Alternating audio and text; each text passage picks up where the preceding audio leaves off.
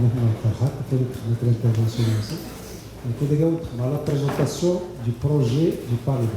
Je vais donner beaucoup plus de grandes lignes, sans entrer dans le détail, je vais dire place au place. Être mal les grandes lignes. باش نسألوا كثيرا un petit débat, vous posez vos questions, c'est loin.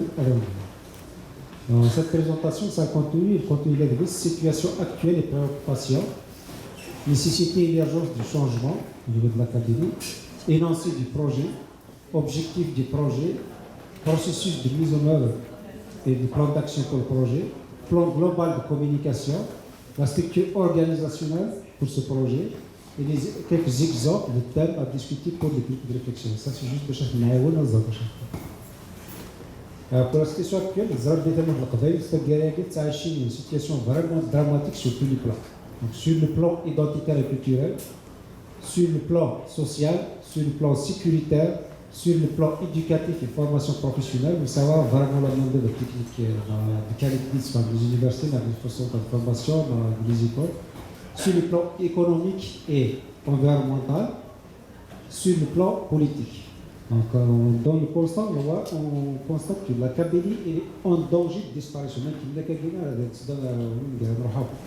Donc, il faut un changement, il faut agir et agir vite.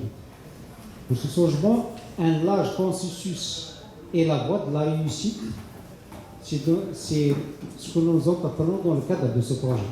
Pour unir les forces vives de la Kabylie, atteindre un large consensus par le biais d'un organe national kabyle de concertation, le Parlement, l'Assemblée nationale, les groupes de réflexion,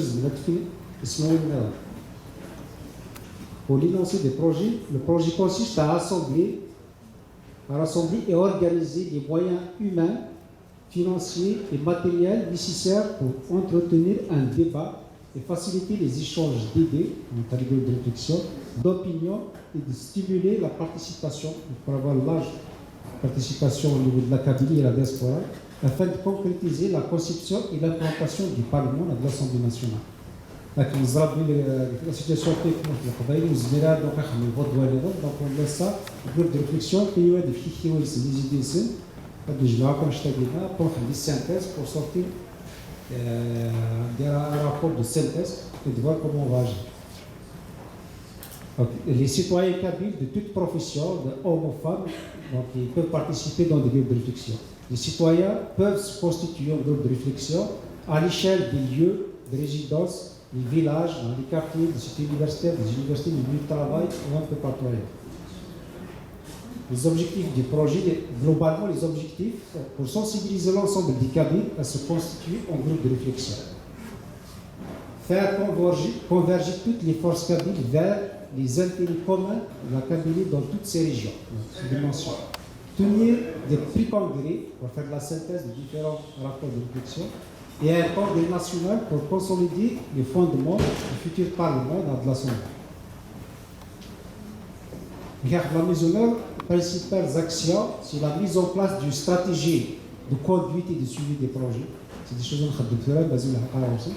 Nous préparons. Création de groupes de réflexion répartis sur les régions, toutes les régions de la Kabylie et de la diaspora. Mise en œuvre d'un plan de communication, information et sensibilisation. Mise en place des moyens humains, financiers et matériels pour faciliter les échanges, la communication entre les groupes de réflexion. Pour cela, j'ai une plateforme informatique, c'est un site web, on dit pour la présentation. Donc, c'est comme une plateforme d'échange d'idées, de rapports et de groupes de réflexion. Pour le plan global de communication, c'est d'utiliser tous les moyens de communication possibles, les groupes sociaux, l'Internet, la télévision, de communiquer, mettre en ligne une plateforme informatique conviviale, un site web, une présentation, un site qui est développé déjà, il soit développé, on va le mettre en ligne bientôt. Prévoir la multiplication des communiqués, interviews et conférences en différents plans. On va utiliser toutes les langues, c'est le français, le saraf, l'anglais, donc surtout des langues de réflexion, des langues de réflexion. Privilégier le mode d'entrevue, questions-réponses. Programmer des interviews et entrevues pour expliquer les grands points du projet. apporter et partager l'information avec les ONG et les mouvements du peuple qui luttent pour leur souveraineté. On va tisser des liens, tenir des conférences partout là où c'est possible. Des conférences, ça a des conférences, ça a des cadres, ça a des intellectuels qui vont entrer dans le projet, ils ont des conférences, tous les lieux là où on peut le faire, on va le faire. On a dégagé une structure pour l'encadrement à la suivi de ce projet. Donc la structure globale elle est constituée de 4 grands points. D'abord le comité directeur du projet, la commission du projet, le comité de médiation et les groupes de réflexion. Vous avez ici les grandes unités dans ce projet. En ce qui concerne la commission des projets, ça a une équipe pour la gestion financière, pour une équipe de communication, une équipe organisation et gestion, une équipe technique pour le site web, pour la plateforme informatique, un comité de gestion du contenu, pour la qualité du contenu, les rapports de réflexion, pour faire la synthèse des différents rapports de réflexion, et un groupe de réflexion et de coordination qui va agir comme du facilitateur au niveau du groupe de réflexion. Donc, on a participer. Pour les groupes de réflexion, donc on a donné quelques exemples pour les thèmes de réflexion. Par exemple, désignation du type de structure, c'est un parlement, l'Assemblée nationale, mission et priorité de la future structure, stratégie et modalité de mise en place de la future structure. Est-ce que c'est le vote, il y a des groupe de réflexion etc. Découpage administratif et électoral, donc c'est la présidentielle. Principes fondamentaux de la Constitution kabyle, au moins les bases de la Constitution, on va les dégager. Mode de désignation des représentants, c'est parlementaire, des députés, c'est ce qui propose le groupe de réflexion. Et le fonctionnement de la future structure, au niveau organisationnel, l'organisation, l'administration, le financement, la communication. Donc, en gros, c'est les grandes lignes de Sigaladina. À la fin, les 15 m'a posé des questions de journalistes, si vous avez répondu. Merci beaucoup.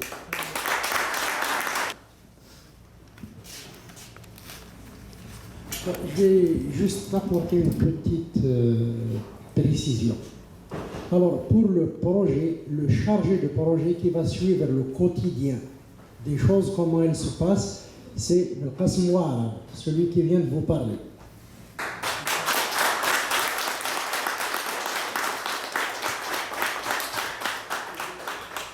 Le responsable technique qui a déjà conçu et réalisé le site, Velaïd Chalel.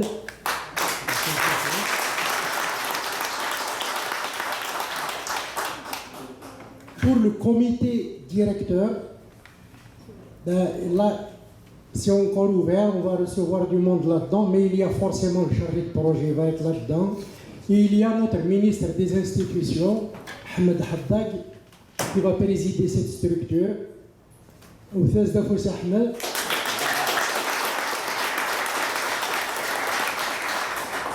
Ce comité est ouvert à vous tous, à ceux qui veulent donner donc un coup de main. Et puis les autres structures à l'intérieur du projet même, vous avez remarqué que les boîtes ne sont pas encore remplies.